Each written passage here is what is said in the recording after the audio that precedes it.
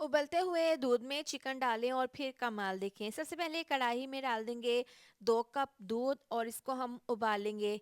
उबलते हुए दूध में चिकन डाल देंगे। 1 किलो मैंने चिकन लिया है। ये चिकन डालने के बाद अब इसको अच्छे से मिक्स कर लेंगे और इसको कवर करके 5 मिनट के लिए पका लेंगे। 5 मिनट के बाद देखें चिकन हमारा पक चुका है हल्का सा और इसका कलर भी चेंज हो गया है। एक दफ़ा इसको मिक्स कर लेंगे। इसमें 1 चम्मच नमक डाल देंगे, आधी चम्मच पिसी हुई काली मिर्च डाल देंगे, साथ ही डाल देंगे धनिया पाउडर आधी चम्मच ज़ीरा पाउडर डाल के इसको मिक्स कर लेंगे और इसको मीडियम टू लो आंच पर तकरीबन 10 से 12 मिनट के लिए पकने के लिए रख देंगे। 12 मिनट हो गए हैं, चिकन गल चुका है, थोड़ा बहुत इसमें दूध है, तो इतना दूध हमें चाहिए। अब इसमें लहसुन अदरक का पेस्ट डाल देंगे 2 चम्मच, गोल वाली मिर्चें डालकर इसको मिक्स कर लेंगे और इसको हमने मज़ीद पका लेना है।